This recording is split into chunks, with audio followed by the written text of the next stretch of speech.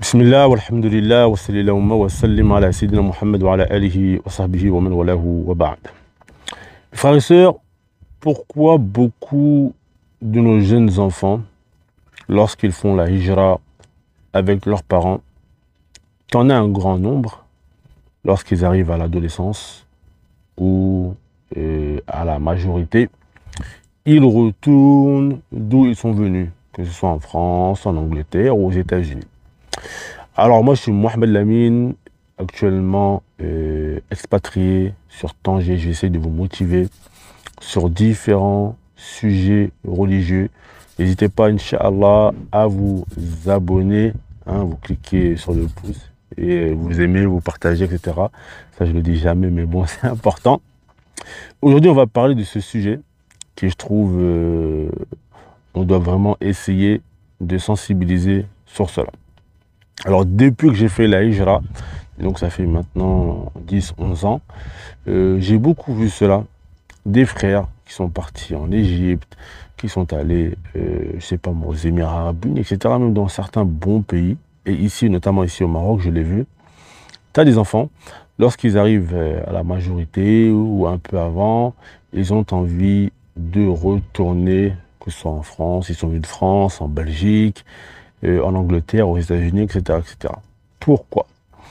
Alors la première des choses, je pense, qui est vraiment important de prendre en considération chez nous les parents, c'est que toi, comment tu vis ta religion, et même si tu l'inculques à ton enfant, c'est pas pour autant que ton enfant va s'imprégner de cela. Qu'est-ce que ça veut dire? Ça veut dire que toi, tu es sur une voie, tu es sur un cheminement religieux, et tu aimerais bien inculquer la même chose à ton enfant. Il faut savoir que on est tous différents.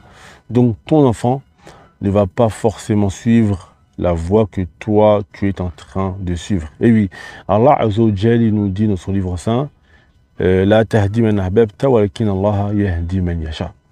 Tu ne guides pas qui tu veux, et c'est Allah Azza wa Jalla, ou tu ne guides pas qui tu aimes, et c'est Allah Azza wa Jalla qui guide qui il veut.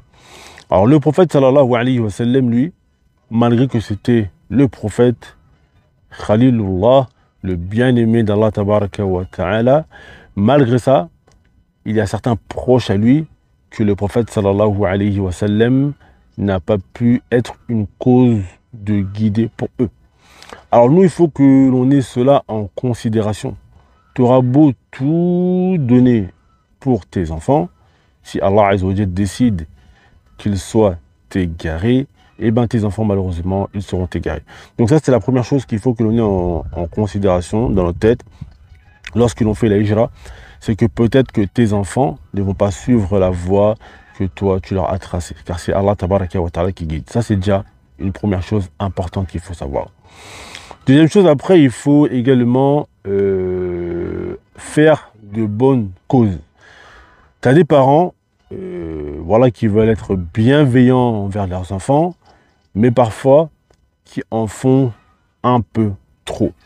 Un enfant, il faut essayer de lui montrer la voie, mais il faut en aucun cas lui imposer certaines choses.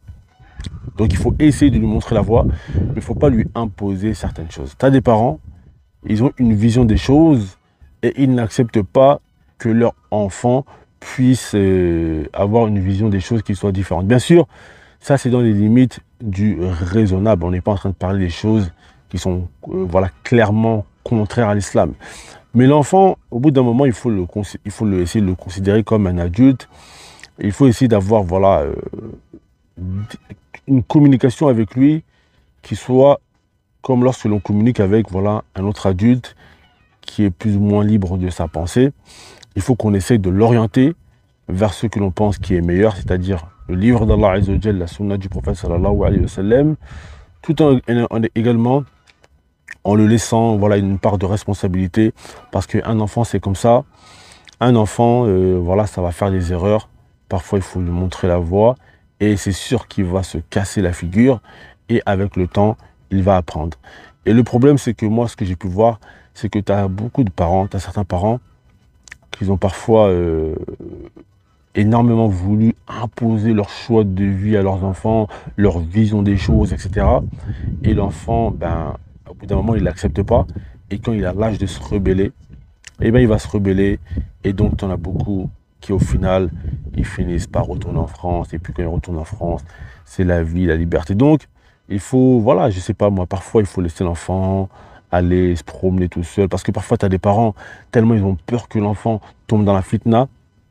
Donc, au final, ils vont lui fermer toutes les portes. Alors que parfois, voilà, il faut pouvoir essayer de le conseiller, lui montrer la voie, tout en le conseillant et en lui disant, écoute, moi je te préviens que ça, c'est pas la bonne voie à prendre.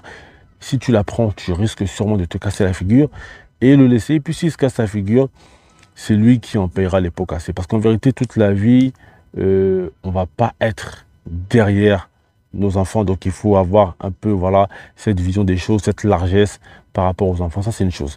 Deuxième chose également, ou une autre chose sur laquelle il faut également essayer que les parents fassent très attention à cela, c'est déjà essayer de faire la hijra très tôt. Parce que lorsque l'on retarde la hijra, lorsque les enfants naissent et grandissent en France, eh ben, ils sont imprégnés du mode de vie à la française. Et plus ils sont grands parfois, et plus ça va être compliqué de leur faire accepter le changement. Ils vont être en France, ils ont leurs amis, ils ont leurs proches, ils ont leurs grands-parents, ils ont toute leur famille, ils ont tous leurs repères. Et du jour au lendemain, on leur demande de changer. Alors déjà, pour certains adultes, c'est pas facile, mais qu'est-ce qu'il en est pour des enfants? Donc, plus la hijra, elle va être faite tôt, et mieux cela va être. Moi, quand je prends par exemple mon cas à moi, mes enfants, bah, ils sont pratiquement tous nés en terre d'islam, alhamdoulilah. Ça veut dire qu'ils ont grandi ici, etc. Ils ne connaissent pas la France. Donc, quand ils me disent, oui, Abi, on veut aller en France, c'est pour voir la famille. Mais ils n'ont pas de souvenirs en France, j'ai fait telle ou telle ou telle chose. Parce que voilà, ils sont nés dans des pays musulmans. Donc, ils sont nés ici, ils ont grandi ici, tous leurs repères, ils sont ici, leur vie, elle est ici. Donc, ça, c'est important. Et également, un point qui peut vraiment aider pour ceux qui ont fait la hijra tard, c'est vraiment d'essayer de mettre ces enfants dans un cadre de vie qui serait meilleur que celui de la France, et d'où l'importance d'avoir de l'argent, d'être plus ou moins aisé. Voilà, tu as les enfants, ils vont partir, ils vont faire la hijra, je sais pas, mais ils ont 13, ils ont 14 ans, ils sont habitués à être en France, à avoir leurs amis, etc. Ils arrivent ici, que ce soit au Maroc, en Égypte, etc. Le cadre de vie change totalement.